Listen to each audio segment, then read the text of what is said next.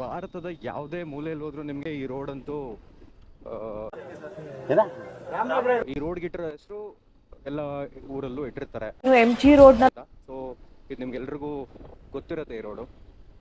ಈ ರೋಡಲ್ಲಿ no parking ಇದೆ, no halting tow away zone. ಕಾಣಿಸ್ತಿದೆಯೋ ಅಲ್ವೋ ಗೊತ್ತಿಲ್ಲ. ಇಲ್ಲಿ ಯೂಶಲಿ ಪೀಕ್ ಅವರ್ಸಲ್ಲಿ ಎಷ್ಟು ಟ್ರಾಫಿಕ್ ಆಗುತ್ತೆ ಅಂದರೆ ಕಾರಣ ಇಷ್ಟೇ. ಇಲ್ಲಿ ಕಾಣಿಸ್ತಿದೆಯಲ್ಲ, ನೋ ಪಾರ್ಕಿಂಗ್ ಇದೆ ಅಂತ ಗೊತ್ತಿದ್ದು ಇಲ್ಲಿ ನಿಲ್ಲಿಸ್ತಿರುವಂಥ ವೆಹಿಕಲ್ಗಳು. ಈಗ ಎಷ್ಟು ಚೀಪ್ ಅನಿಸ್ಬಿಡ್ತು ಅಂದ್ರೆ ನಿಮ್ಮ ಈ ತರದೆಲ್ಲ ಇದಾರೆ ಜನ. ಇಲ್ಲಿ ಕಾಣಿಸ್ತಿರ್ಬೇಕು. ಸೊ ಇದು ಪೀಕ್ ಅವರ್ಸಲ್ಲಿ ತುಂಬ ಪೀಕ್ ಲಾಟ ಆಗುತ್ತೆ ಎಲ್ರಿಗೂ.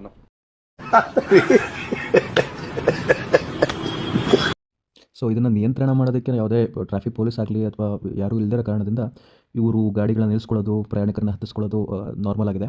ಸೊ ಇದಕ್ಕೆ ಏನಾದರೂ ಈ ಥರ ಆಟೋಗಳಿಗೆ ಅಥವಾ ಕ್ಯಾಬ್ಗಳಿಗೆ ಸಪ್ರೇಟ್ ನಿಲ್ದಾಣದ ವ್ಯವಸ್ಥೆ ಏನಾದ್ರು ಮಾಡಿಕೊಟ್ರೆ ಇದು ಮುಗಿಬೋದು. ನಮ್ಮ ಮಕ್ಕಳು ಒಂದೊಂದಲ್ಲ ಆ ರೆಕಾರ್ಡಿಂಗ್ ಎಲ್ಲಿ ಸಿಗ್ತದೋ ಆ ಭಗವಂತ